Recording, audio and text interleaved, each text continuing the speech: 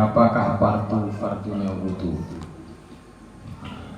Ini harus tahu juga ini. Nah, ayo berapa? Yang tahu fardunya wudu tak kasih 50.000. Nah, ayo.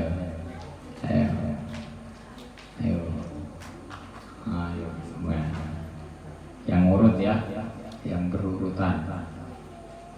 Ayo. Berapa? Bang Haji bilang 4. 6. Wah, rame-rame nggak jadi batal. Batal. Semua dapat 50.000. Dompetnya langsung tipis. 6. Ya kan? Kamu fardul wudu. Berapakah fardunya wudu? Fardunya ada 6. Yang pertama awalun niyatu inda ghuslil wajah. Yang pertama itu niat ketika membasuh wajah. Nawaitu wudu'a lirofil hadatil asghari fardu lillahi ta'ala. Itu wajib dibaca ketika membasuh muka. Sambil membaca itu niat dalam hatinya, sengaja aku niat berwudu karena Allah, fardu karena Allah Ta'ala, ya kan? Nah itu yang pertama. Niatnya ya, yang pertama itu niat ketika membasuh wajah. Terus atsani ghuslul wajhi. Yang kedua membasuh wajah.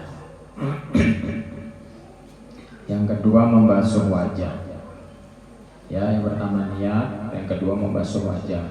Wajah ini wajib dibasuh. Batas wajah itu di tempat tumbuhnya rambut sampai tumbuhnya gigi nih, rahang.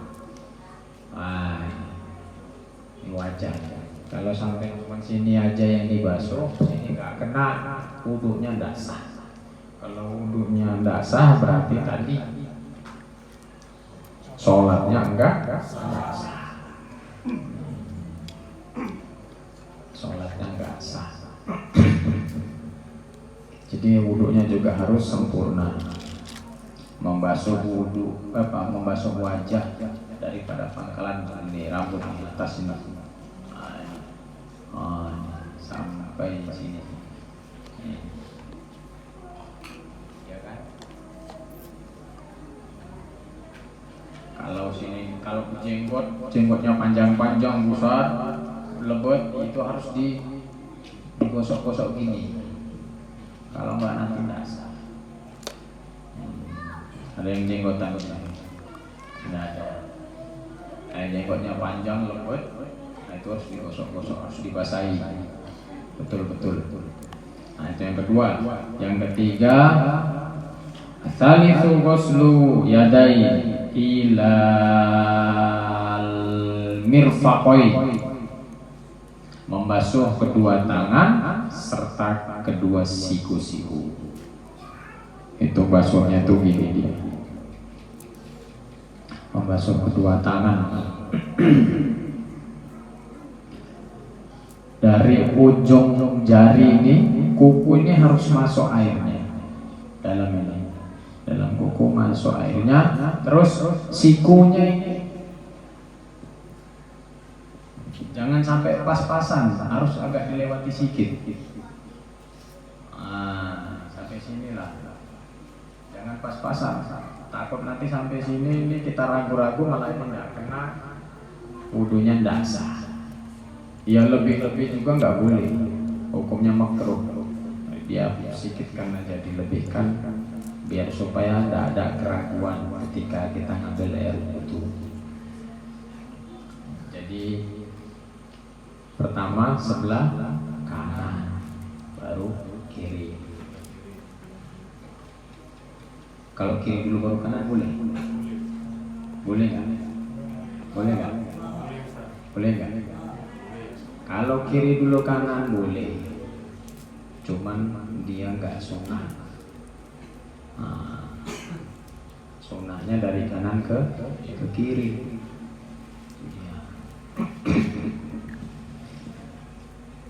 Soalnya saya ada pernah nengok ada orang saya wudhu di situ, orangnya sudah tua. Dia ngambil air wudhu, tangan dulu baru muka, habis itu kiri dulu baru kanan. Pokoknya suka hati dia lah. Yang penting dia itu wudhu lah. Itu. Saya pernah melihat itu di sini lagi wudhunya. Berarti dia semangat ibadah tapi belum tahu ilmunya. Makanya harus disampaikan juga nih bab wudhu nih. Kalau tidak sempurna wudhu kita, sholat kita juga nggak betul. Nah, yang ketiga tadi membasuh kedua tangan serta kedua siku. Yang keempat, ar-rabi'u ghuslu ba'dir ra'si aw syahri, mengusap sebagian kepala atau rambutnya. Sebagian kepala. Kalau mengikuti mazhab Imam Syafi'i ini aja boleh. Kalau kamu yang sudah rapi, sudah bagus, ini rambutnya sudah dikasih minyak, takut nanti di sini jambulnya rusak atau luntur, boleh di belakang sini, diambil di sini boleh, ini boleh, di jambang sini juga boleh. Ini mengusap sebagian kepala atau rambut, jangan jidat ya kamu. Jidat ini masuk ke wajah. Usap-usap jidat ini yang ada jidat mulicin aja. Ya, sini sebagian boleh, banyak juga tidak apa-apa. Sebagian kepala itu ya di sini bisa, sini bisa, sini bisa. Itu dia. Itu yang keempat wajibnya wudu. Yang kelima, al-khamisu ghuslur rijlaini ilal ka'bain. Yang kelima, membasuh kedua kaki serta mata kaki. Sama kayak siku tadi, jangan di bawah mata kaki. Kalau bisa lewatkan sedikit di atas mata kaki. Itu wajibnya. Terus yang keenam, as-sadisu tertib. Jadi yang pertama niat, terus membasuh wajah, membasuh kedua tangan sampai siku, mengusap sebagian kepala atau rambutnya. Terus yang kelima membasuh kedua kaki serta mata kaki. Yang keenam tertib. Kalau nggak tertib juga nggak sah. Pertama niat, yang kedua membasuh kedua kaki contohnya, atau yang membasuh kedua tangan baru buka, itu juga tidak sah. Harus tertib. Itu wajibnya. Wajib daripada berwudu ada 6. Yang lainnya sunnah. Tapi kalau di dalam ilmu tauhidnya diterangkan sebelum wudu, sebelum sholat, sebelum wudu, wudulah dengan cinta. Paham maksud daripada kata-katanya? Ketika kita berwudu dengan cinta, sholat pun kita nanti akan merasakan kenikmatan yang sangat luar biasa. Jadi wudu itu sesuatu yang mengasihkan atau menyenangkan lah. Itu seperti itu ya. Makanya saya selalu mengatakan ibadah, amal itu enggak akan nyampe ke tempat Allah dan Rasulnya, itu enggak. Atau karena ibadah, banyaknya amal, banyaknya ibadah, terus kita itu masuk ke dalam surganya Allah Ta'ala, itu enggak. Yang memasukkan diri kita ke surganya Allah Ta'ala itu cinta. Lain ada cinta kita kepada Allah dan Rasulnya. Di kampung ini nanti saya dapat isyarah 5 tahun yang akan datang kampung ini jadi kampung yang sangat luar biasa. Statnya 300 hari sekarang dari sekarang. Ini jadi kampung ahli sholawat. Orang-orangnya bahagia semua sama sholawat. Iya, saya dapat isyarat daripada guru-guru saya. Dibilang kayak gitu. Yang dulu kampung kalau orang bilang, saya dengar ceritanya. Oh ini senior saya, sesepuh saya. Kalau ada laki-laki orang 19 ini, dulu katanya, kalau mau ngelamar anak orang, ngelamar perempuan di luar, ditanya sama bapaknya, orang mana, orang 19, langsung batal katanya. Karena tahu katanya, saking bandelnya orang 19 katanya. Wah, gak tahu entah 19 ini, 19 sana, gak ngerti lah, pokoknya 19 lah. Tapi sekarang 19 ini terkenal sampai Gunung Sintoli. Iya, kampung ini kampung ahli sholawat katanya. Bukan saya yang bilang, tapi orang-orang dari Nias sana yang ngasih tahu bahwasanya kampung ini kampung sholawat. Saya bilang amin. Amin, ini berkahnya daripada jamaah zikir yang ahli-ahli sholawat. Saya sampaikan lagi sama beliau, kalau bisa jamaah dari sana ikut hadir tanggal 24, saya bilang gitu. Tanggal 24 acara penutupan zikir akbar. Saya bilang kayak gitu. Insya Allah nanti yang hadir sekitar sampai 3.000 jamaah atau bisa lebih. Karena kalau misalnya nanti jadi, katanya wakil gubernur juga hadir, Musara Jeksa juga nanti ikut hadir. Nanti banyak ulama-ulama juga nanti banyak hadir di situ. Mursyid Torekoh juga nanti hadir. Habib nanti juga hadir. Pokoknya ini baru berapa tahun? Pokoknya puluhan tahun yang lalu kayaknya baru ini yang buat meriah nih. Tanggal 24. Kayaknya insya Allah itu jalannya ditutup nanti. Pakai bling lah itu yang ngurus untuk izin. Ya. Ini meriah pokoknya, full barokah, insya Allah semua qabul hajatnya ketika nanti hadir ke situ. Amin. Setat nanti isya atau maghrib itu sudah di situ. Kalau enggak nanti enggak kebagian tempat duduk. Jamaah zikir dari Tanjung Balai juga nanti hadir, mereka naik bus untuk kemari. Jamaah dari Tanjung Balai, dari Marengan juga hadir. Dari mana-mana lah, dari Galang, Tanjung Merawa, Pakem, Selesai, Stabor ya, Langkat, semua turun nanti. Semua pokoknya jamaah zikir yang kita zikir di mana-mana itu nanti itu semua ada, tumpahnya di situ nanti jadi satu. Kalau bisa orang kampung kita jangan sampai kalah. Yang jauh-jauh aja hadir, masa yang dekat nggak hadir. Ini belum pernah dibuat soalnya. Biasanya cuma full masjid aja, ini sampai luar-luar. Kalau ini nggak kebagian, mungkin nanti dapatnya di pinggir-pinggir nengok ulama-ulamanya pakai infokus, sudah berkah juga. Pokoknya full barokah. Saya dengar kabarnya memang Musara Jeksa katanya mau hadir. Nah, jadi rame. Kalau nggak jadi juga nggak apa-apa. Kalau nggak jadi juga nggak apa-apa. Nasi kotaknya jadi. Iya kan. Pokoknya ahli sholawat aja. Cinta dengan baginda Rasul, cinta sholawat, insya Allah selalu. Kata Habib Lutfi, beliau nasihati ke kami. Beliau bilang, kami bertanya, untuk menyelamatkan umat akhir zaman sekarang itu gimana, Mbah? Beliau bilang, dekatkan jamaah dengan baginda Rasul. Jangan jauhkan jamaah dengan baginda Rasul. Idolakan jamaah dengan baginda Rasul. Jangan sampai jamaah atau umat mengidolakan seseorang yang melebihi daripada baginda Rasul. Kalau andai kata ada seseorang yang mengidolakan orang lain selain baginda Rasul, ini bisa jadi azab turun. Sekarang sudah banyak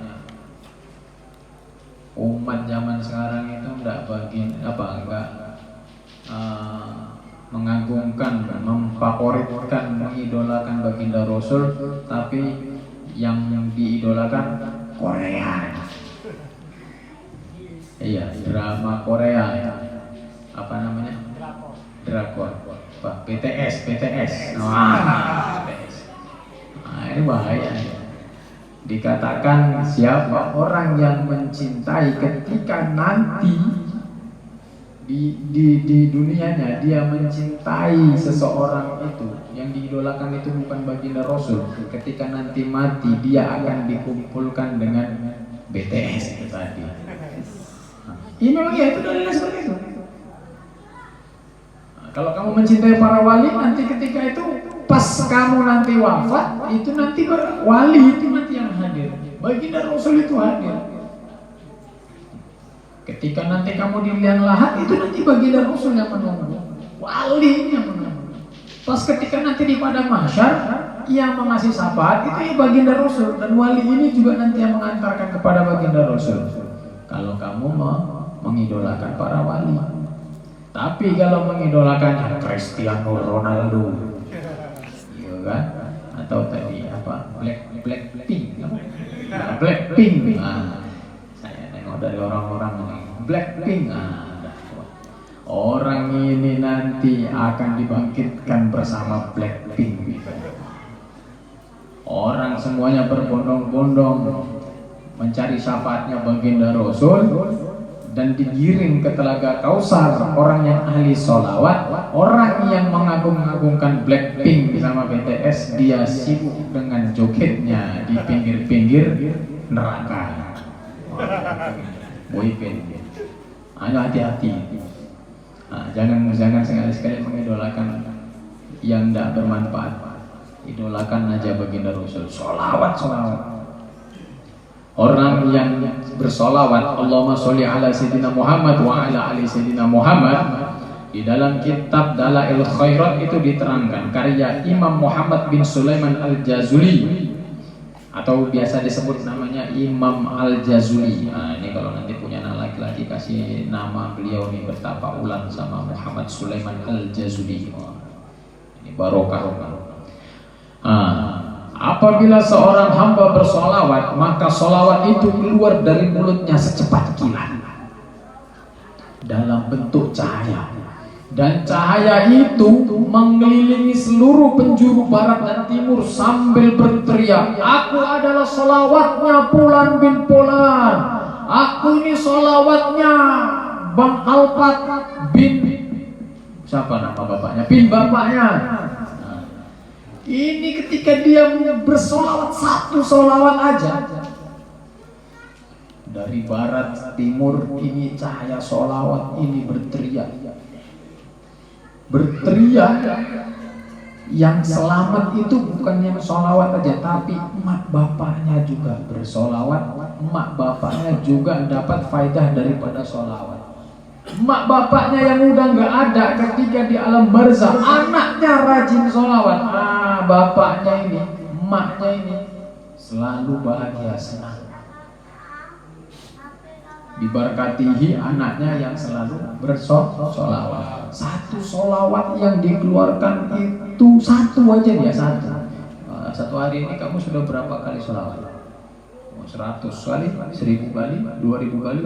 Bayangkan, satu aja dari timur ke barat sudah menutupi cahaya kamu, cahaya solawat ini tadi. Dan Allah Subhanahu wa ta'ala dari solawat itu Allah jadikan seekor burung yang mempunyai 70.000 sayap. Dalam satu sayap ada 70.000 kepala. Dalam satu kepala ada 70.000 wajah. Dalam satu wajah ada 70.000 mulut. Dalam satu mulut ada 70.000 lidah. Dan setiap lidah bertasbih dengan 70.000 bahasa yang pahalanya untuk orang yang bersolawat tadi. Satu solawat cahayanya meliputi barat ke timur sambil teriak-teriak, aku ini solawatnya Bang Najmi bin bapaknya, aku ini solawatnya Bang Ulil bin bapaknya, aku ini solawatnya Bang Nawir bin bapaknya, aku ini solawatnya Bang Ridho bin bapaknya. Sambil diciptakan sama Allah Ta'ala tadi, yang burung tadi mempunyai 70.000 sayap, di satu sayapnya mempunyai 70.000 kepala, di setiap kepalanya mempunyai 70.000 wajah, di dalam satu wajahnya mempunyai 70.000 mulut, di dalam mulut itu, satu mulut itu mempunyai 70.000 lidah, dan lidah ini tadi selalu mendoakan orang yang ahli sholawat. Gimana nggak senang? Allahumma sholli wa sallim wa barik ala masih meragukan tentang sholawat? Jangan ada keraguan dengan sholawat ini. Pokoknya orang yang ahli sholawat ini insya Allah husnul khotimah. Tadi malam ada cerita, ada dari kawan kita itu, neneknya apa namanya, dibilang sekarat atau enggak, tiba-tiba aja. Jadi pas dilihat tadi malam, ini antara dua kemungkinan. Jadi dibilanglah sama rekan-rekan yang lain, sama orang Bang Najli, sama orang siapa lagi, Bang Buhari dan yang lainnya, dibacai sholawat aja, disolawati, baca, didoai, sholawat sambil dibacai lekas. Nah, ini antara dua, lekas sembuh atau lekas mati. Dibacai sholawat, sallallahu ala Muhammad, sallallahu ala Muhammad, sholawat, sallallahu ala Muhammad, sallallahu ala Muhammad, dengan izin Allah Ta'ala. Alhamdulillah nenek ini mati. Alhamdulillah nenek ini mati, maksudnya husnul khotimah matinya, makanya alhamdulillah, bukan alhamdulillah nenek ini mati. Ngurang-ngurangi penduduk, enggak, karena cucunya ahli sholawat, nenek ini wafat dalam keadaan husnul khotimah, matinya enak, tenang. Apa jangan-jangan anak nenek saya ini punya susuk nih, mau susuk 1.000, mau susuk 2.000, mau susuk 5.000 susuk lah. Kalau bahasa Jawa tuh susuk itu kembalian. Kembaliannya 1.000, kembaliannya 2.000. Mau susuknya berapa pun tetap. Kullu nafsin dha'iqatul maut. Setiap makhluk itu yang bernyawa pasti mati. Tapi tergantung matinya itu seperti apa. Kalau dia ahli sholawat, dia mati dalam keadaan bersolawat, dalam keadaan memupuk cinta kepada baginda Rasul. Dengan keadaan itu baginda Rasul yang hadir, yang menemaninya langsung. Tapi kalau misalnya orang ini tidak ahli sholawat, orang ini ahlinya drakor plus ahlinya BTS, ketika sakaratul maut bisa jadi orang ini ngedance. Tahu ngedance? Joget-joget na'udzubillah ya. Makanya kata Habib Lutfi, idolakan baginda Rasul, hidup akan senang. Idolakan baginda Rasul, hidup akan selamat dari mara bahaya. Idolakan baginda Rasul, hidup akan dijauhkan daripada kesusahan dan kesempitan. Perbanyak sholawat. Dan ketika orang yang ahli sholawat ini nanti, baginda Rasul sudah ngasih tiket langsung ketika nanti di yaumil akhir. Semua orang sibuk, bahkan para nabi-nabi terdahulu itu sibuk. Bahkan nabi-nabi terdahulu dan umatnya itu minta syafaat kepada baginda Rasul. Yang bisa ngasih syafaat nanti di yaumil akhir cuman baginda Rasul, baginda Nabi Muhammad sallallahu alaihi wasallam. Yang lain tidak ada. Mau Nabi Adam sampai Nabi Isa itu tidak ada. Enggak ada yang bisa. Bahkan umat-umatnya beliau itu semuanya mencari baginda Rasul. Tapi baginda Rasul mengatakan kepada Rabbnya, ya Rabb, mana umatku yang selalu mencintaiku, mana umatku yang selalu bersolawat atasku, mana umatku yang gak pernah hari-harinya dia meninggalkan solawat atasku. Itu dulu yang ku ambil, itu dulu yang ku rangkul, itu dulu yang ku tuntun, itu dulu yang aku sulangi, aku suapi dengan air telaga Kausar menggunakan tangan ini. Dengan tangannya baginda Rasul, kita nengok wajahnya baginda Rasul aja kenikmatan surga itu udah ada. Hilang. Apalagi ini berpapasan sambil disulangi dari tangan beliau yang mulia.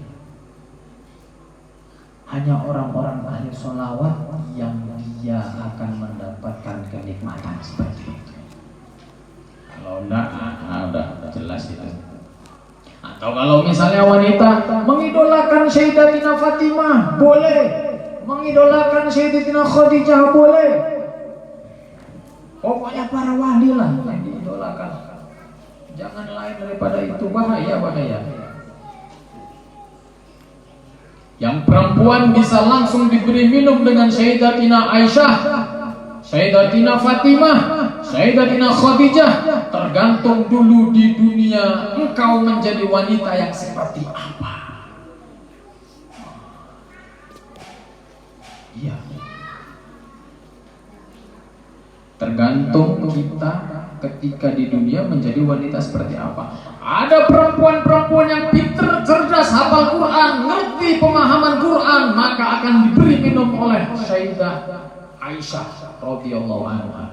Langsung Sayyidah Aisyah yang datangi, Bu, ibu punya anak perempuan hafal Quran, Bu.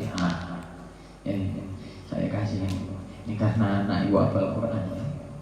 Disuapi sama Sayyidatina Aisyah. Atau ibu-ibunya tidak punya anak yang hafal Quran. Boleh nanti ini dibeter salah satu yang kecil-kecil ini, nanti 5 tahun yang akan datang ini sudah jadi hafal Quran, ini bisa dijadikan menantu ini. Promosi pondok pesantren Ma'rifatullah. Ada perempuan-perempuan hebat, perempuan-perempuan yang pintar, jaga diri, sopan santun, baik sama suami, dididik anak dengan baik, lemah lembut, penuh dengan cinta, maka akan diberi minum oleh Sayyidatina Fatimah langsung.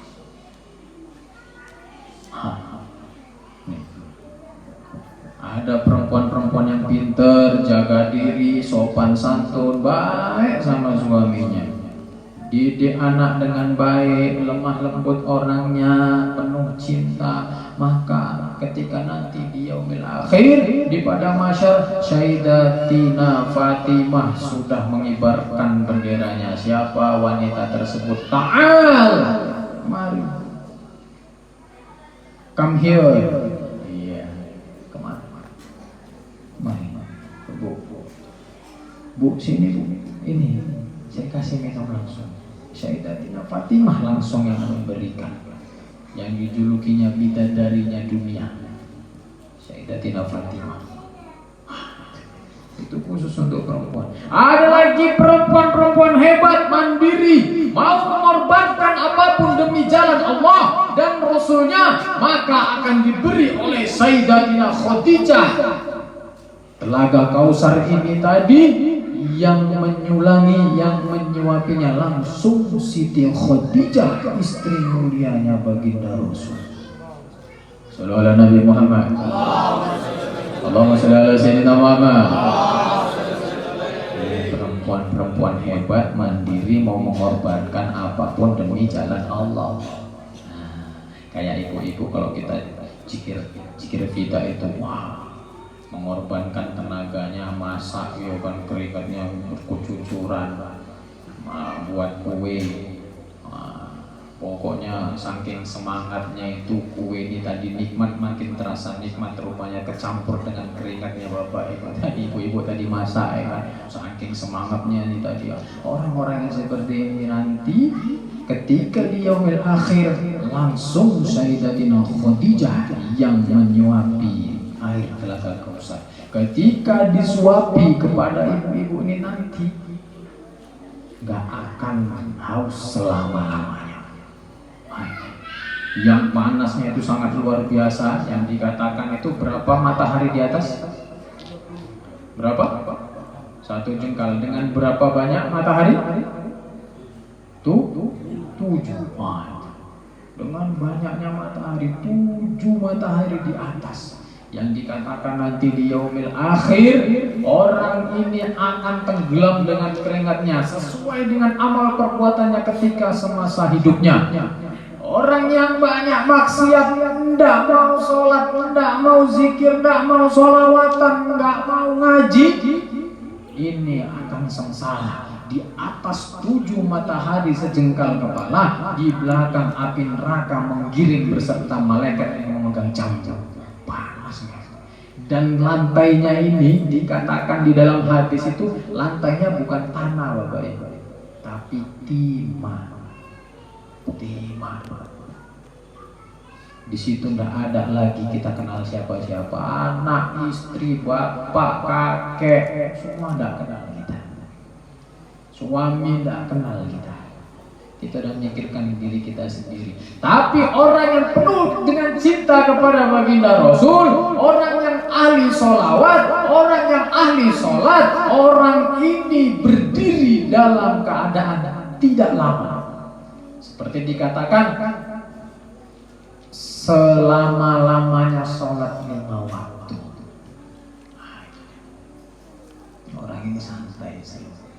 Baginda Rasul sudah di ujung singgasana itu sambil ya Rabb ummati ummati, ya Rabb ummati ummati, mana umatku yang selalu bersolawat kepadaku.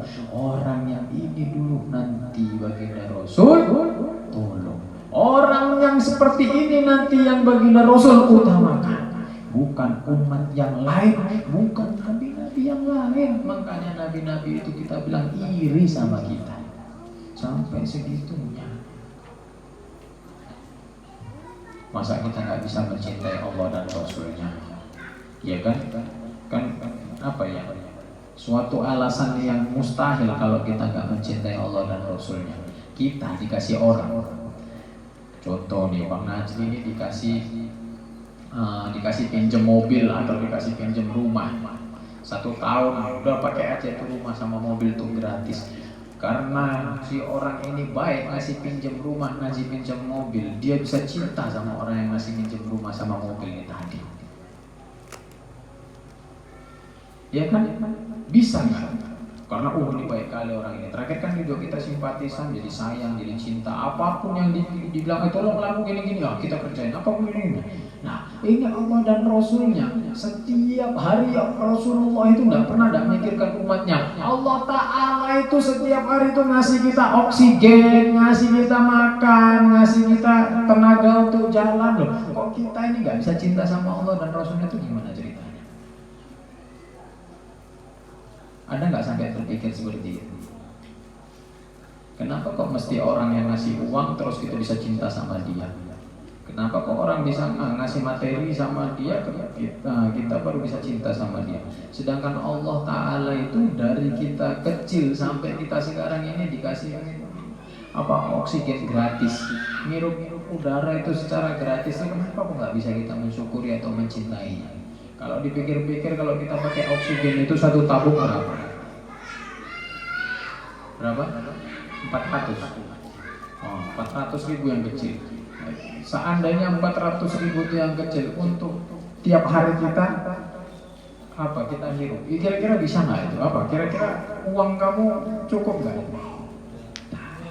Nggak akan bisa dibayar. Kecintaan Allah, kasih sayang Allah kepada kita itu tidak bisa dibayar.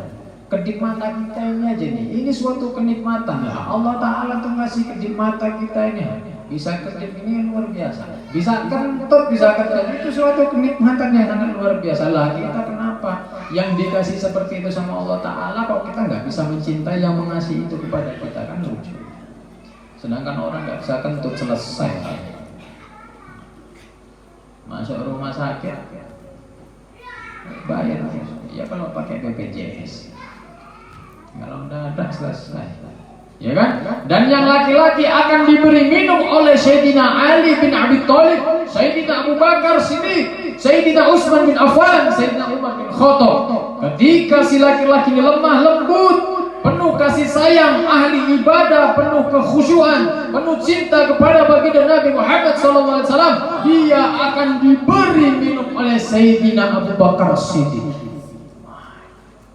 Abu Bakar Siddiq ini sudah menunggu juga. 4 khalifah nanti sudah menunggu di sana. Orang yang laki-laki lemah lembut, penuh kasih sayang, ahli ibadah, penuh kekhusyuan, penuh cinta kepada baginda Nabi Muhammad SAW. Orang ini nanti dia ada di barisan Sayyidina Abu Bakar As-Siddiq. Dan laki-laki yang tegas, keras, hebat dalam memperjuangkan agama Allah Subhanahu wa taala akan diberi minum oleh Sayyidina Umar bin Khattab. Orang ini nanti berdiri di barisan Sayyidina Umar bin Khattab.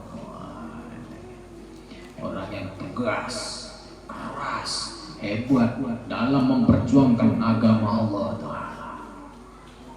Shallallahu ala Nabi Muhammad. Nah, dan selanjutnya laki-laki yang ahli baca Al-Quran, dermawan, akan diberi minum oleh Sayyidina Utsman bin Affan. Orang ini nanti berdiri di belakang Sayyidina Utsman bin Affan. Ini luar biasa. Kamu nanti berdiri di Sayyidina Utsman bin Affan. Kalau kamu bosan, gantian sama yang berdiri sama Sayyidina Abu Bakar. Ya gantian, tidak apa-apa. Bebas saja orang-orangnya. Allah sih orang bagus itu dia itu selalu selawatan sama kekasih macam-macam. Wah, ya itu tadi. Terus yang selanjutnya, laki-laki yang tangguh, ilmunya luar biasa, ibadahnya hebat, akan diberi minum oleh Sayyidina Ali bin Abi Thalib. Orang yang akan berdiri di barisan Sayyidina Ali.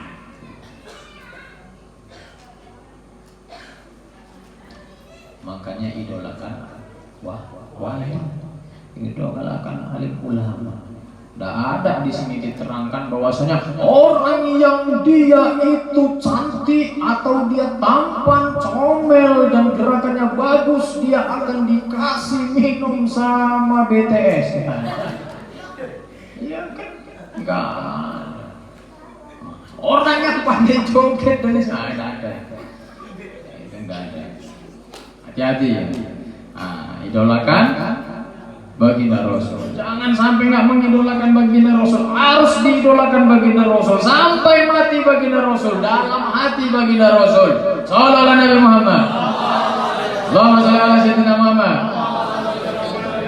Jangan pernah bosan-bosan untuk mencintai baginda Rasul. Malam hari ini, ketika malam Jumat dikatakan malam Sayyidul Ayyam, pas malam tak jam 2 malam, bapak ibu sholat tahajud, minta sama Allah Ta'ala sebelumnya berzikir sholawat sebanyak-banyaknya, zikir sholawat banyak-banyaknya, zikir bismillahirrahmanirrahim, minta. Kata Kiai Kiai As'ad, beliau ini guru, salah satu guru daripada Habib Abdurrahman bin Faqih. Ini Kiai As'ad ini amalannya itu baca Bismillahirrahmanirrahim itu di 786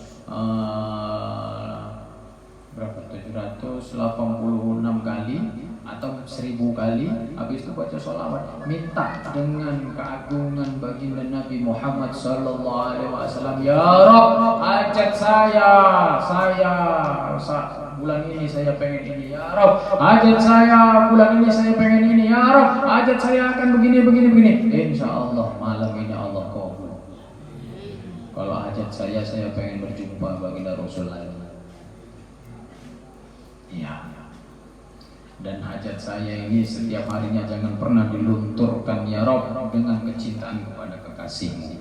Kenapa saya bilang harus membawa nama baginda Rasul? Nabi Adam aja yang nabi, bapaknya para nabi, ketika dia berdoa dia selalu selalu membawa nama baginda Nabi Muhammad sallallahu alaihi wasallam. Bijahi ismu Ahmad Gofar Gali ya Rabb, bijahi ismu Ahmad Gofar Gali ya Rabb, bijahi ismu Ahmad Gofar Gali. Dengan keagungan baginda Nabi Muhammad yang namanya bersandingan dengan namamu ya Rabb, ampunkanlah segala dosa-dosa hamba, ampunkanlah segala kesalahan-kesalahan hamba, dan kabulkanlah hajat-hajat hamba. Seketika itu langsung Allah ampunkan kesalahannya, dijumpakanlah dengan Sayyidatina Hawa. Insyaallah diamalkan di malam, ya kan? Saya ulangi lagi, jangan lupa nanti tanggal 24 ajak sebanyak-banyaknya.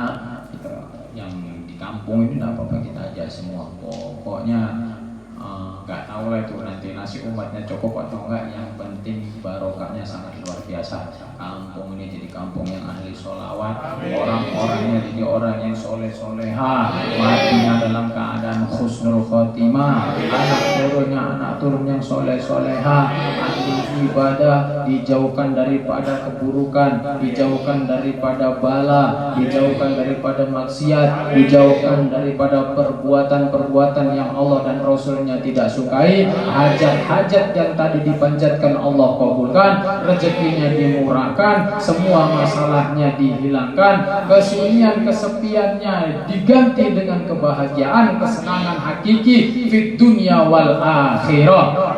Amin Allahumma amin. Cukup sekian malam hari ini, kurang lebihnya saya mohon maaf. Baik, bagus, hidayah, rahmat, keberkahan datang daripada Allah dan Rasulnya. Allahul Kafi, Rabbunal Kafi.